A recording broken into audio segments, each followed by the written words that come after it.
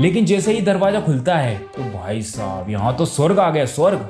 तो दोस्तों सब झमाझम, अरे 2 मिनट का मोशन पोस्टर देखने के बाद तो सब झमाझम हो ही जाना चाहिए। और प्रभास का बर्थडे भी तो है। तो यदि आप एक्टर प्रभास के डाई हार्ट फैन हो तो जरूर से कमेंट में लिखे हैप्पी बर्थडे प्रभास डार्लिंग।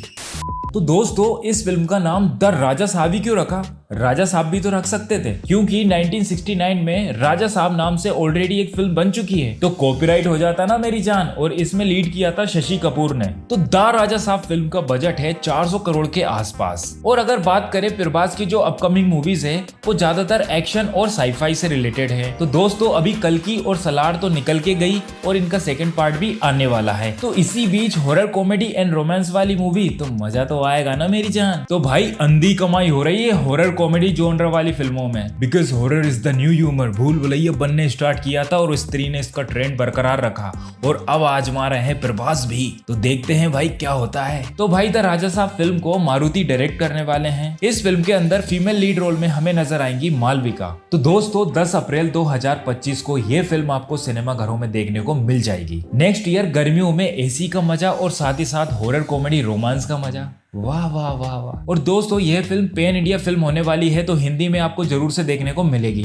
तो दोस्तों अब बात करते हैं द राजा साहब मोशन पोस्टर के बारे में। तो दोस्तों वैसे अगर देखा जाए तो मोशन पोस्टर की जो ड्यूरेशन होती है वो 30 सेकंड से लेके 50 सेकंड्स तक होती है, क्योंकि मोशन पोस्टर में एक ही फ्रेम में काम होता है, एक ही फ्रेम में। ओके क्योंकि तभी तो उसको मोशन पोस्टर बोला जाता है। पोस्टर बोले तो एक फ्रेम। लेकिन इसे देखने के बाद लग रहा है कि एक एनिमेटेड टीजर है फिल्म का। अब इस एनिमेटेड टीजर में स्टार्टिंग में जो सीन दिखाया जाता है पियानो का, जिसमें हैप्पी बर्थडे की ट्यून बज रही है और उसका जो रिदम है वो हॉरर से मैच खा रहा है। तो भाई ये पहली बार सुना है मैंने कोई हैप्पी बर्थडे की ट्यून, वो भी हॉरर में। और इसके बाद दिखाए जाते हैं ऊपर से कुछ जंगल्स के सीन, वो भी बहुत बेहतरीन है। लेकिन जब वो कैरेक्टर चलना स्टार्ट करता है तो यहाँ पर थोड़ा सा फीका पड़ गया है दोस्तों।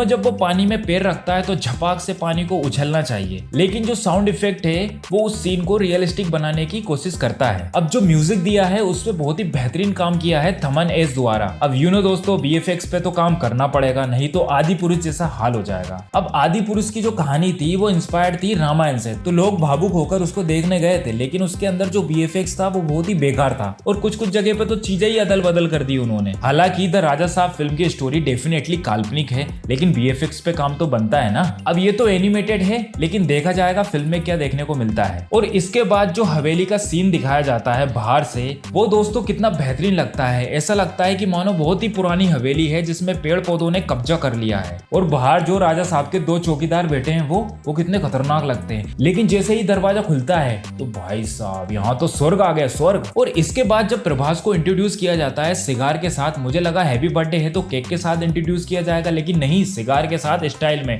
तो शुरुआत में जो लुक नजर आता है ऐसा लगता है कि KGF 2 का संजय दत्त है, लेकिन जैसे जैसे प्रभास को रिवील किया जाता है पहचानना थोड़ा सा डिफिकल्ट होता है, क्योंकि इनको ओल्ड दिखाया गया है। तो आई थिंक यहाँ पर प्रभास के डबल रोल हो सकते हैं, एक जो आज की जनरेशन में जी रहा है और दूसरा वो जो पुरानी हवेली में बैठा हुआ है। और जैसा कि हमने इस फिल्म के ग्लिम्स में देखा तो प्रभास यहाँ पर नोटी है और यंग है, जिसको फ्यूचर की कोई चिंता नहीं है। तो भाई यहाँ पर आ जाती है प्रभास को आर्थिक तंगी, इसलिए वह जाता है पुश्तैनी हवेली को बेचने के लिए। तो यहाँ पर शुरू होता है हॉरर कॉमेडी का सिलसिला। अब यार दोस्तों जो भी है वो फिल्म के अंदर ही हमें पता चलेगा। तो ऑल ओवर हम देखें इस एनिमेटेड टीजर को और सॉरी मोशन पोस्टर को, तो यह बहुत अच्छा है। और मेरे हिसाब से जब वो सिगार पीते हैं तो वहाँ पर एक केक भी रख देते हैं जिसे बिल्लियां चाट रही होती है, खा रही होती। इस चीज को ऐड करने से ऐसा लगता है कि लेजेंड्स सिगार से सेलिब्रेट करते हैं अपना बर्थडे, ना कि केक से, है कि नहीं? और क्या।